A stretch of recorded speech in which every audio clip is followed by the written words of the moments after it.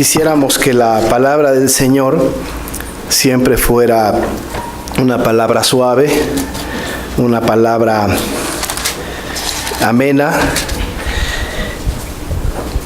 Nuestra vida cristiana no puede ser una vida emocional tanto, sí lo es, por supuesto, pero no tanto como racional, en el sentido de que tenemos que venir a la palabra y encontrar en la palabra la voluntad del Señor para nosotros.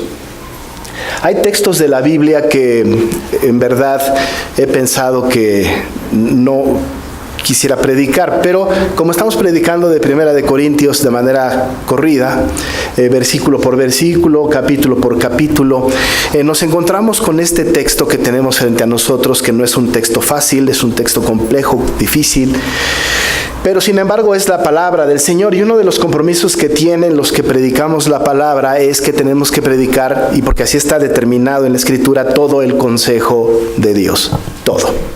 No nos podemos quedar con nada.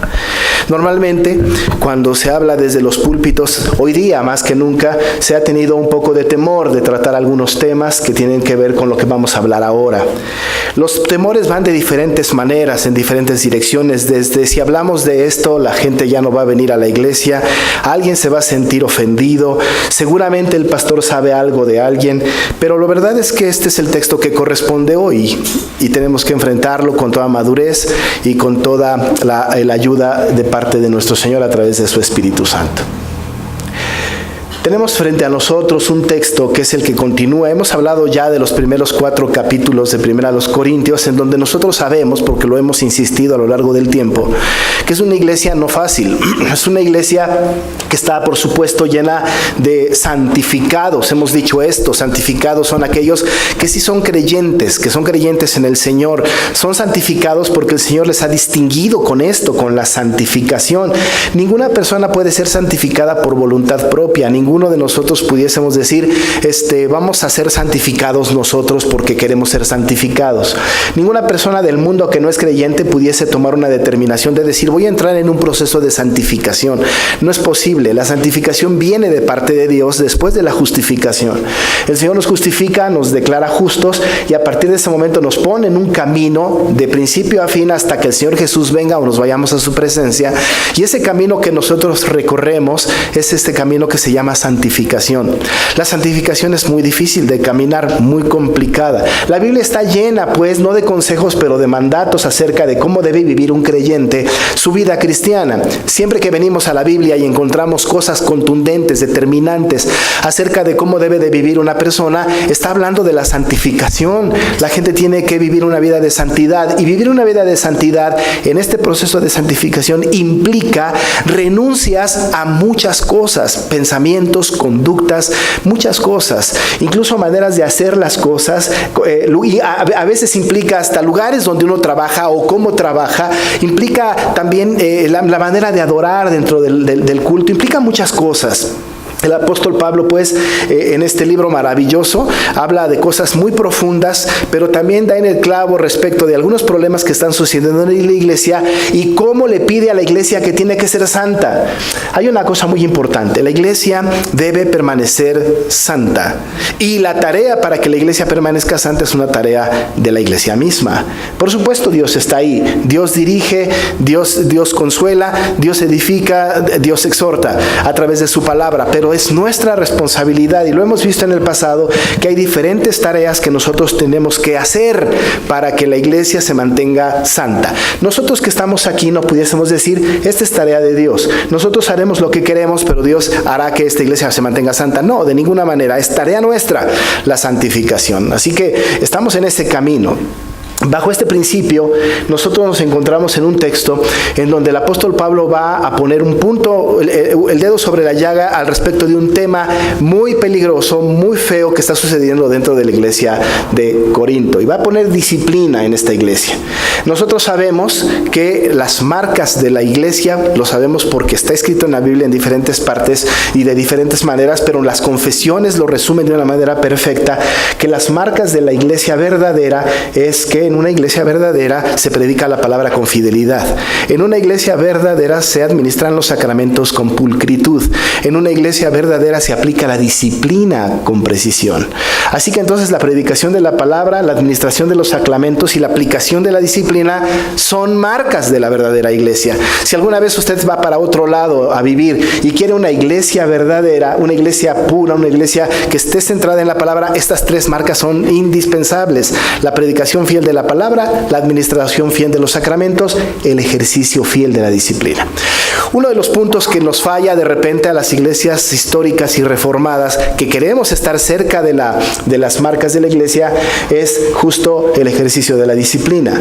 Podemos presumir de que predicamos la palabra, podemos nosotros tener un excelente ejercicio en los sacramentos, pero de repente lo que falla un poco es el tema de la disciplina. ¿Por qué falla esto? ¿Qué sucede con la iglesia? Hemos sido tolerantes, hemos sido abiertos, hemos sido nosotros indulgentes. ¿Qué está sucediendo con la iglesia? ¿Qué dice la Biblia respecto de esto? Recuerde usted que la iglesia en Corinto es una iglesia que tiene todos los dones y que está con toda palabra y toda ciencia. Es una palabra inteligente, es una palabra que es muy capaz, pero hay problemas dentro de la iglesia. ¿Qué hace Pablo? ¿Qué le dice a la iglesia? Las palabras que le dice a la iglesia son palabras duras, son palabras fuertes, son palabras que nosotros hoy día, en este siglo, en este tiempo, en nuestro mundo, no quisiéramos escuchar. Para nosotros, esta página tendría que ser arrancada casi de la Biblia porque no nos viene bien. ¿De qué estoy hablando?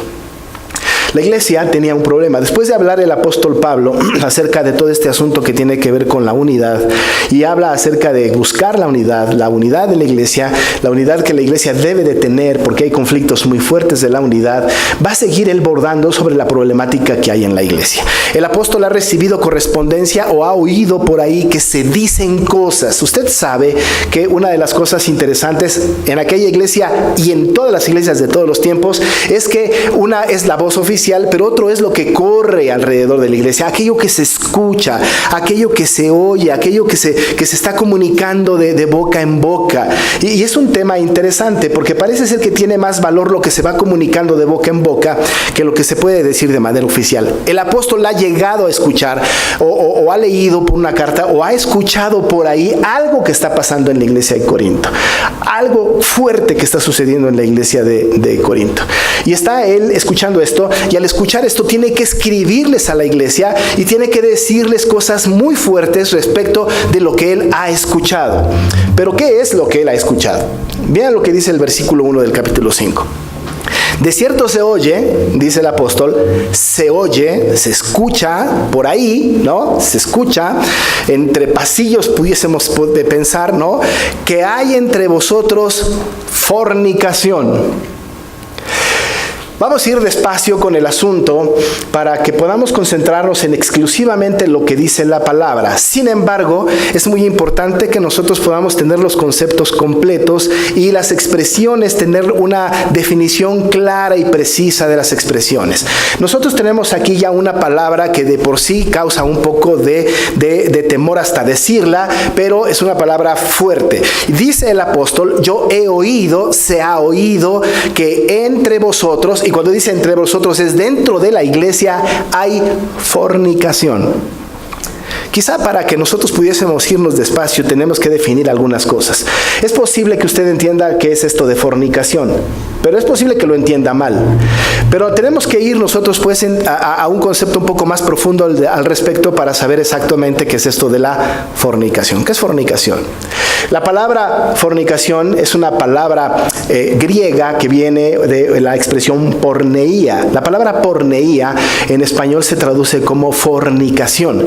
De ahí viene la palabra, por ejemplo, pornografía, de porneía, que es la palabra fornicación.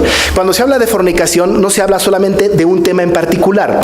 Hemos nosotros socialmente pensado que cuando un joven y una señorita tienen relaciones sexuales antes de casarse, esto es fornicación. Y cuando una persona tiene relaciones sexuales en el matrimonio, decimos esto es adulterio. Pero tenemos que ser un poco más amplios. La palabra fornicación agrupa todos los pecados sexuales. Todos. El bestialismo, el incesto, la homosexualidad, el adulterio y por supuesto las relaciones sexuales antes del matrimonio. Cuando hablamos de fornicación, estamos hablando de todos los pecados sexuales que están justo prohibidos en la Biblia. Hemos de decir también de una manera muy concreta que la antítesis de la fornicación está en la Biblia como que la única manera posible, la única autorización posible para que una persona tenga relaciones sexuales con otra es el matrimonio, ahora tengo que decir, entre un hombre y una mujer. Así que la única manera posible en que el Señor aprueba la relación sexual es el matrimonio entre un hombre y una mujer. Fuera de esta situación, fuera de esta condición sexual, todo lo demás que no cumple con esto es fornicación. Lo que usted quiera, lo que usted mande. De tal manera que el apóstol Pablo está diciendo, se oye que hay entre vosotros fornicación. Está hablando el apóstol que hay fornicación. Más adelante en este mismo capítulo va a hablar de otras cosas que tienen que ver con la fornicación. No solamente con lo que señala en este mismo pasaje, pero otras cosas. Pero ahora se va a dirigir a un punto muy particular que está causando no escándalo en la iglesia, lo cual es un escándalo para Pablo. Y dice el apóstol, hay fornicación. Se oye que hay fornicación. Y tal fornicación, dice el apóstol, tal fornicación, dice él, cual ni aún se nombra entre los gentiles. Eso está muy feo, ¿no? Porque hay tal situación sexual anómala dentro de la iglesia que esto ni la gente de afuera se atreve a hacer. Qué vergüenza le puede dar a la iglesia de Corinto. Qué pena debe de tener la iglesia de Corinto. Ojalá y tuviera pena. Nos vamos a dar cuenta de que no. Pero le debería de dar pena a la iglesia que el pecado de fornicación que está cometiéndose dentro de la iglesia es un pecado que ni siquiera los gentiles cometen. Que también los gentiles tienen temor respecto de este tipo de fornicación. Era una fornicación terrible. Esta fornicación a la que se está refiriendo el apóstol Pablo, tan terrible, ustedes la pueden ver ahí, dice, tanto que alguno tiene la mujer de su padre. O sea que el hijo se está metiendo sexualmente con su madrastra. Ahí hay un incesto. El hijo está teniendo relaciones sexuales con su madre, con su madrastra. Ahora, esto por supuesto no se dice desde el púlpito. Hace tiempo estaba predicando yo de pasajes como estos y me decían, pastor, es que no debe de hablar de sexo en la iglesia, hay jóvenes, hay niños. La verdad de las cosas, amados hermanos, es que si hay algún lugar en donde se debe de hablar de sexo y los niños tienen que estar es en la iglesia, porque ellos escuchan de sexo en la escuela, escuchan de sexo en el internet, escuchan de sexo en la calle, escuchan de sexo en la familia, escuchan de sexo por todos lados.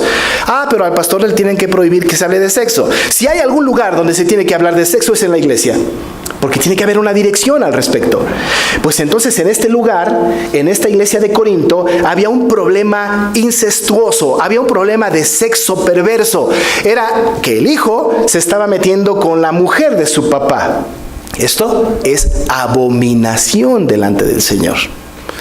Eso es algo tremendo que está sucediendo dentro de la iglesia de Corinto. Es algo tan tremendo que incluso el Señor, Pablo está diciendo, inspirado por el Espíritu Santo, ni siquiera los gentiles son capaces de semejante cosa. Ni siquiera los gentiles. La gente de Corinto tiene que saber la historia de este mandato. El apóstol no está diciendo solamente lo que se le ocurre en ese momento porque lo piensa indecoroso, sino que él conoce el contexto del Antiguo Testamento, sabe lo que el Antiguo Testamento decía al respecto. En ese sentido, por ejemplo, en Levítico 20:11 dice esto: cualquiera que yaciere con la mujer de su padre, la desnudez de su padre descubrió, ambos han de ser muertos, su sangre será sobre ellos. Esto lo sabe Pablo. Esto lo debe de saber la iglesia de Corinto. Hay un mandato en el Antiguo Testamento, en las leyes establecidas, leyes que no caducaron, leyes que no se acabaron, en donde dice con toda puntualidad que cualquiera que se acostare con la mujer de su padre, la desnudez de su padre descubrió, ambos han de ser muertos, su sangre será sobre ellos. Era lapidaria la justicia de Dios en el Antiguo Testamento. Más adelante en Deuteronomio 27:20 dice la palabra: Maldito el que se acostare con la mujer de su padre, por cuanto descubrió el regazo de su padre, y dirá todo el pueblo, amén. Así que maldito el que se acostare con la mujer de su padre. Déjenme decirle esto. Si este individuo aquí de Corinto, si este individuo de Corinto que está durmiendo, que se está acostando, que está teniendo relaciones sexuales con la esposa de su padre, estuviera viviendo en el Antiguo Testamento, el destino para él y para esta mujer era ser apedreado a muerte. Apedreado a muerte. Diríamos nosotros, ¿cómo extrañamos una disciplina de semejante magnitud? ¿Se imagina qué sería usted? ¿Se imagina lo que pasaría si en una iglesia cristiana cualquier acto de fornicación fuera la sentencia a ser apedreado a muerte? Las iglesias quizá irían disminuyendo poco a poco. Habría muchas defunciones. Pero en aquel tiempo, la sentencia para un pecado de esta naturaleza era la muerte, y la muerte por apedreamiento. Tenía que correr su sangre. Y aquel individuo estaba pecando tan fuertemente que el apóstol Pablo no puede permitirlo. Iba a dar palabras fuertes al respecto, fuertes de tal manera que él se entera que este individuo, esta persona que está teniendo relaciones con su madrastra, tiene diferentes características muy peculiares de esta persona. Primero, él profesa ser un creyente auténtico. Él profesa ser un creyente auténtico. Mira lo que dice, por ejemplo, el verso 13, 11. ¿Sí se escucha? Ya vino. Más bien, dice el apóstol Pablo, en este mismo capítulo, pero versículo 11, os escribí que no os juntéis con ninguno, que llamándose hermano fuese fornicario o avaro, etc. Pero vea lo que dice aquí. Que no os juntéis con ninguno que llamándose hermano. Esto significa, mi amado hermano, que dentro de la iglesia de Corinto y dentro de nuestras iglesias hay gente fornicaria, hay gente con pecados sexuales, hay gente tremenda dentro de la iglesia que se llama hermano. Es posible incluso que haya personas dentro de la iglesia que dirigen, que cantan, que participan, que tienen un liderazgo, que están involucrados en algo y que tienen un pecado de esa naturaleza y se llaman hermanos. El problema que tiene este individuo del que estamos hablando aquí es que este hermano aparenta ser creyente. Aparenta tener una relación con Cristo. Se dice hermano.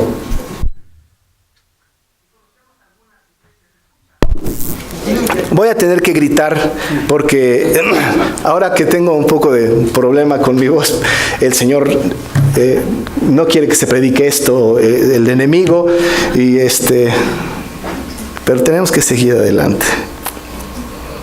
Parece ser un creyente auténtico, ¿no? Hay iglesias que algunos conocemos que hay fornicación dentro de la iglesia, adulterios dentro de la iglesia, en el liderazgo de la iglesia. Hay homosexualidad dentro de la iglesia. Hay toda clase de pecado en la iglesia. Hay pornografía dentro de la iglesia. Y se les llaman hermanos. Se autonombran hermanos. La palabra del Señor dice que este tipo de personas profesan ser creyentes auténticos. Pero viven peor que los paganos, ¿no es cierto? Porque tal fornicación ni aún se nombra. Actúan impunemente también y afectan a otros. Mire cómo afectan a los demás, cómo afectan a otras personas. Porque dice la palabra en el verso 6, no es buena vuestra jactancia. ¿No sabéis que un poco de levadura leuda toda la masa? Había, amado hermano, una situación de tolerancia. Había una situación de tal manera tolerante que se le permitía a tal persona estar dentro de la comunidad de la iglesia, dentro de la comunidad de los creyentes. Pero esta persona, al no ejercerse disciplina sobre ella, empezaba a contaminar a otras personas. Y la iglesia no estaba haciendo nada. La iglesia estaba conforme. con una situación de esta naturaleza. Quizá tendríamos que recordar, y aquellos también tenían que recordar lo que decía o lo que dice Eclesiastés 8:11.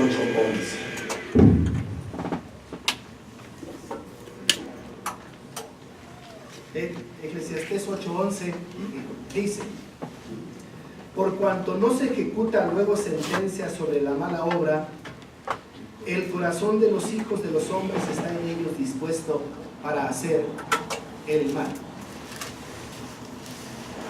Una versión de este mismo texto dice: cuando no se castiga enseguida un delito, la gente siente que no hay peligro en cometer maldades.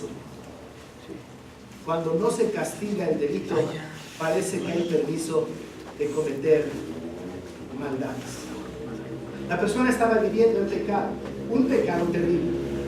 Este pecado estaba grave, pero la iglesia no estaba haciendo nada. Presumía ser creyente, hablaba como si fuera hermano, pero la iglesia no estaba haciendo nada. Se paseaba por toda la iglesia y hablaba en toda la iglesia. Es posible que fuera un buen diezmador, es posible que fuera una ferviente cristiana, es posible que lo que fuera dentro de las iglesias, y la iglesia no está haciendo nada. Pero ¿cómo sabemos esto? ¿Cómo sabemos que la iglesia no está haciendo nada? Vamos a ver la reacción de la iglesia. Pero, amado hermano, si el pecado que está sucediendo en la iglesia nos asombra, la reacción de la iglesia nos deja pasmados. Pasmados. Miren cómo estaba reaccionando la iglesia. Dos cosas muy importantes. Dice el apóstol en el verso 12: y vosotros, le está hablando a la iglesia, estáis envanecidos. Vosotros estáis envanecidos. Parece ser que el envanecimiento de la iglesia es algo común. Ya lo escuchamos antes. En el versículo 18 y 19 del capítulo 4, también vemos al apóstol hablando del envanecimiento de la iglesia. En el 4, 18 y 19 dice: mas algunos están envanecidos, como si yo nunca hubiese de ir a vosotros. Pero iré pronto a vosotros, si el Señor quiere, y conoceré, no las palabras, sino el poder de los que andan envanecidos. Amado hermano, un problema que tenía la iglesia es que estaban envanecidos. Envanecidos. Pensaban ellos que su actitud tolerante era muy importante, que su actitud indulgente era muy importante. Estaban envanecidos porque se creían más sabios que Dios. Usted sabe y recuerda, el Señor ha dicho en su palabra, y en este mismo libro, en el capítulo 3, verso 18, nadie se engaña a sí mismo. Si alguno entre vosotros se cree sabio en este siglo, hágase ignorante para que llegue a ser sabio. La gente no podía sentirse sabia en este mundo. Estaban envanecidos y pensaban que sabían más que Dios. Pensaban que podían tener mejores conclusiones que Dios. Estaban completamente envanecidos. No solamente estaban envanecidos, amados hermanos, no solamente estaban envanecidos, sino que además, no parecía causarles ningún daño semejante pecado. Dice el apóstol: ¿no deberíais más bien haberos lamentado? No estaban lamentados. No sentían ningún tipo de remordimiento ni de arrepentimiento por lo que estaba sucediendo. Eso nos lleva a pensar, dicen los comentaristas, que la iglesia de Corinto sabía perfectamente bien de este problema. Sabía perfectamente bien de este pecado. Dentro de la iglesia de Corinto hemos revisado a lo largo de toda la Biblia, de todo este capítulo, de esos capítulos, nos hemos encontrado con que hay una gran prostitución. Por supuesto, hay una gran cantidad de homosexuales en Corinto, lo vamos a ver un poco más adelante en este mismo capítulo y adelante. Hay una gran cantidad de gente que está en pecados sexuales y la iglesia lo sabe y la iglesia lo conoce. Estaban envanecidos y no se lamentaban. Estaban envanecidos porque pensaban que sabían más que Dios y no se lamentaban porque pensaban que eso estaba bien.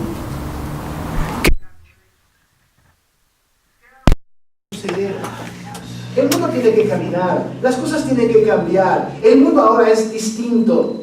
No se lamentaban, estaban envanecidos. Cuando estaba yo estudiando este pasaje hace como 2 años, y ahora otra vez, pensaba yo en nuestra iglesia actual, en la iglesia de nuestros tiempos. La iglesia cristiana de este tiempo está envanecida. La iglesia cristiana de este tiempo no se lamenta. Con mucha tristeza he escuchado en algunos lugares que hay que ser tolerantes. La tolerancia, mi amado hermano, la tolerancia a los pecados señalados en la Biblia, la tolerancia que están hacia los pecados que son aberrantes delante del Señor, la tolerancia de la iglesia tiene que ser tolerancia cero. No debe haber tolerancia ante ningún pecado de fornicación. No debe haber tolerancia. Y la palabra está diciendo que la iglesia en Corinto era tolerante, se envanecía pensando que sabían más que Dios. No se lamentaban porque pensaban que estaban en lo correcto. Estaban dando segundas, terceras y cuartas oportunidades a las personas, pero no estaban ministrando, no los estaban dirigiendo, no los estaban estorbando. Había tolerancia. Yo quiero recordarle que el apóstol Juan, cuando escribe en el Apocalipsis en el capítulo 2, a la iglesia de Tiatira, le está diciendo el Señor a la iglesia de Tiatira: yo tengo esto contra ti, que toleras a esta mujer Jezabel que enseña a fornicar a mis hijos. Toleras a esta mujer llamada Jezabel, a esta que enseña la fornicación en mi pueblo, a esta que anda llevando por todos lados el asunto de la fornicación, la toleras. El Señor no quiere, no aprueba, no tolera un pecado de esta naturaleza. No lo tolera. La iglesia está envanecida. La iglesia no se lamentaba. Con mucha tristeza, de repente puedo observar en las redes sociales cómo los jóvenes pueden estarse transmitiendo imágenes, expresiones, comentarios de índole sexual y no pasa nada. Nos hemos dado cuenta cómo de repente la iglesia quiere ser tan tolerante que ha aceptado, que ha tolerado, e incluso ha defendido que no importan los pecados sexuales con tal de que creas en Cristo. De todas maneras, así el Señor te ama. Con mucha tristeza, hemos leído libros en donde la homosexualidad está completamente tolerada, justificada. Hasta han tratado con la palabra y han dicho en la palabra y forzado la palabra para hablar de personas que son homosexuales. Han dicho que David y Jonatán son homosexuales. Han dicho que Jesús y Juan. Han dicho que Noemí y Ruth.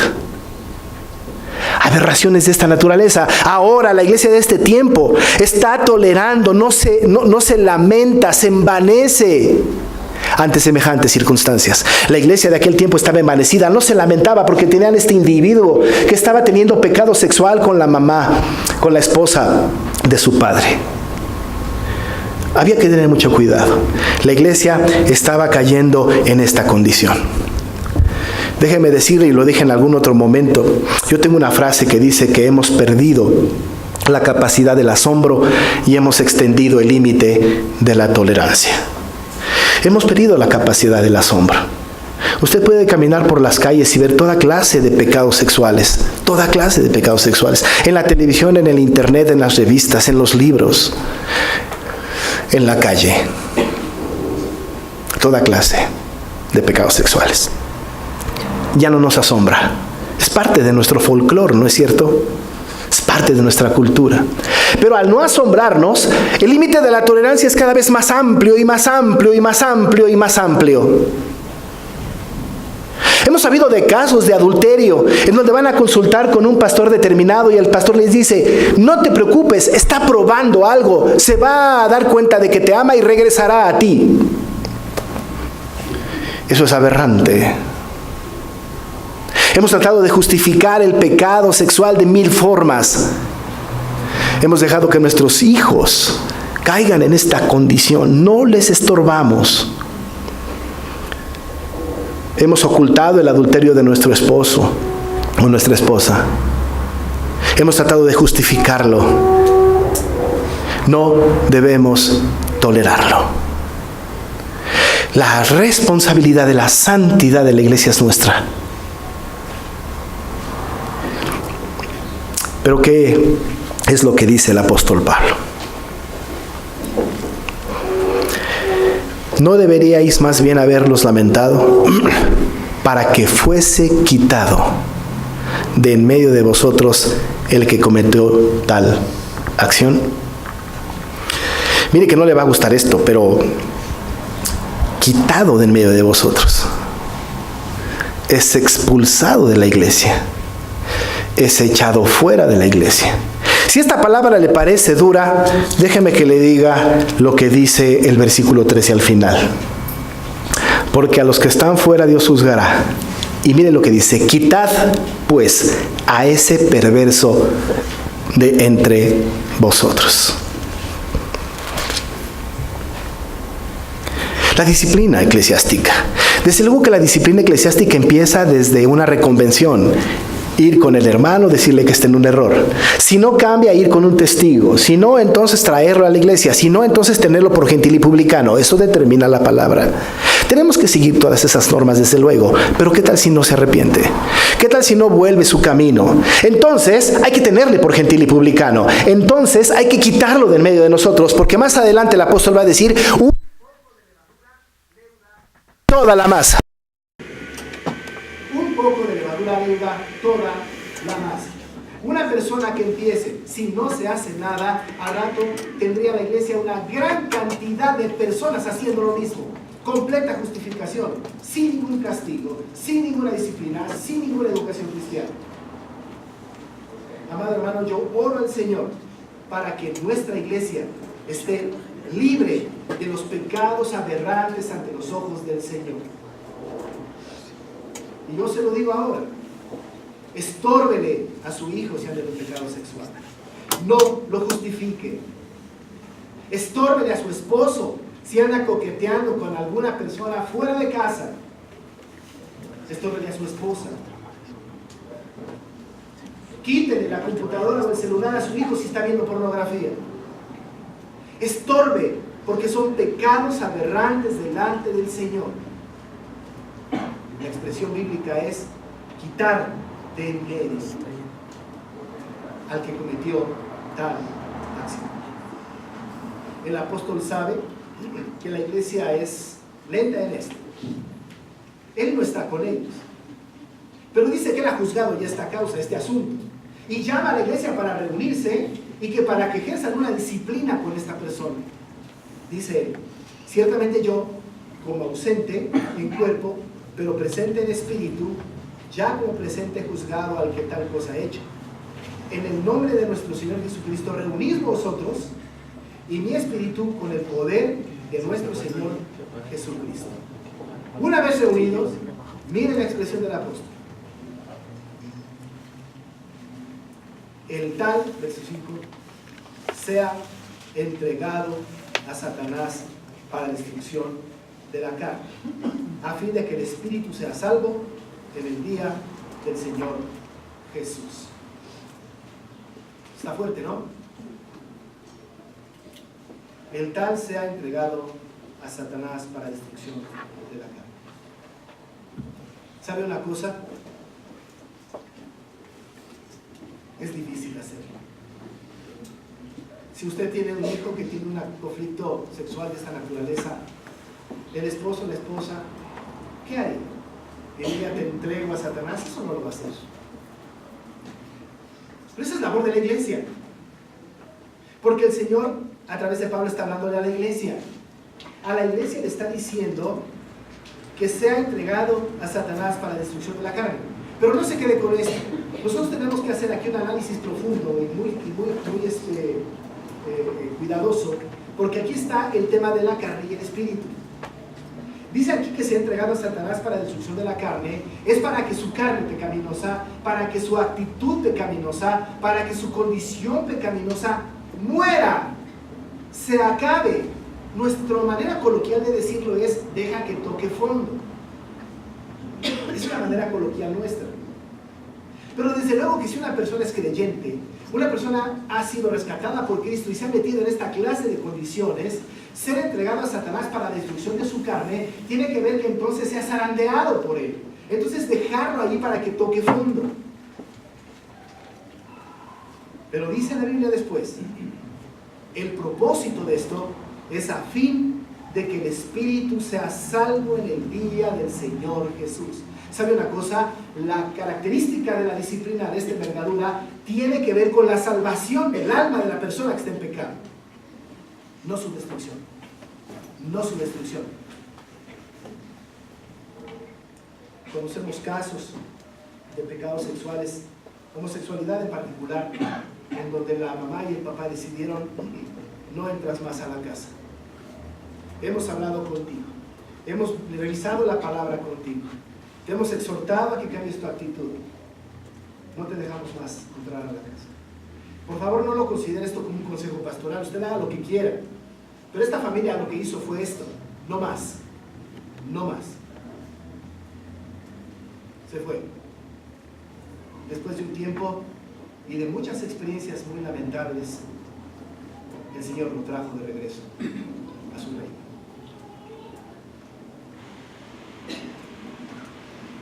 Porque el Señor lo trató con dureza. Porque el Señor trató con él en soledad. Porque ya no había más nadie que tolerara su pecado. Y cuando es de Cristo, si es de Cristo, si le pertenece a Él, el Señor tarde o temprano lo traerá de vuelta a casa. Esta persona de la que les estoy hablando regresó, se arrepintió, murió, pero murió en el Señor.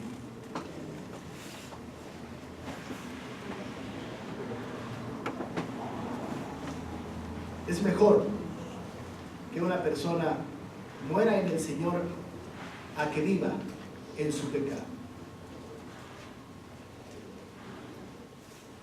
Si esta persona es salva, si esta persona ha sido llamada por el Señor y está cometiendo semejante acción, dice la Biblia que tarde o temprano será salva su vida por Cristo Jesús. Nosotros tenemos temor de hacer estas cosas. Queremos ser tolerantes con estas personas. Queremos dar segundas oportunidades a estas personas. Es posible que sí. Es posible que sigamos, porque es el mandato bíblico, el camino de la disciplina, hablando con Él primero. Quizá hablando con Él primero se cambie el asunto. Pero si hablando con Él no. Y si trayendo un testigo tampoco. Y si trayendo ante la iglesia tampoco. Entonces la tarea de la iglesia es entregarlo a Satanás. No se espante. Es para que sea zarandeado. Si es salvo, un día vendrá a los pies de Cristo. Esa es la promesa. Recordamos que la disciplina de ninguna manera es agradable. El autor de Hebreos dijo: porque aún no habéis resistido hasta la sangre, combatiendo contra el pecado, y habéis ya olvidado la exhortación que como a hijos se os dirige, diciendo: hijo mío, no menosprecies la disciplina del Señor, ni desmayes cuando eres reprendido por Él, porque el Señor al que ama disciplina y azota a todo el que recibe por hijo. Si soportáis la disciplina, Dios os trata como a hijos, porque ¿qué hijo es aquel a quien el Padre no disciplina?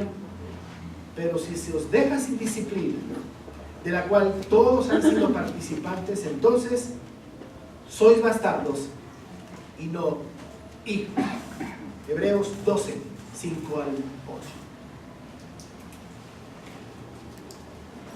Esta palabra no es blanda, es una palabra dura.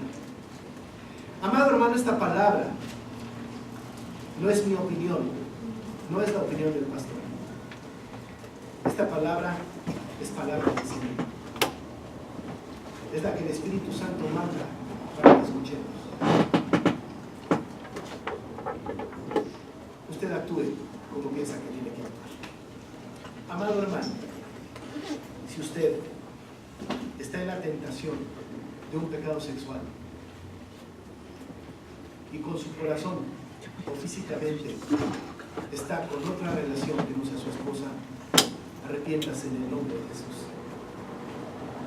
Joven, si estás en una condición de pecado sexual, de fornicación, de pornografía o de alguna de estas, arrepiéntete. Arrepiéntete en el nombre de Jesús.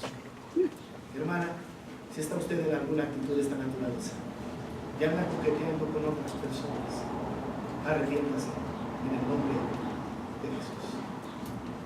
La responsabilidad de la santidad en Dios es amor, es de nosotros, cada uno de nosotros. Que el Señor nos ampare, nos proteja y nos dirija. Oramos.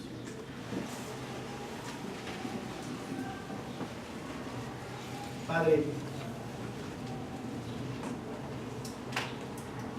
esta palabra siempre es oportuna. A pesar, Señor, de que la luz se va y viene, o de las enfermedades, o de lo que sea, nada puede estorbar la proclamación de tu palabra. Que con denuedo se habla y que con el poder del Espíritu Santo penetra en el corazón de aquel que sufre, o que es víctima, o que está contento con tal pecado. Padre, haz tu obra en tu iglesia. Santifícala, purifícala. Haznos a nosotros sensibles a tu voz y que juntos como iglesia busquemos la santidad de la iglesia. Pedimos esto, Señor, en el nombre de Cristo Jesús. Amén. Hermanos,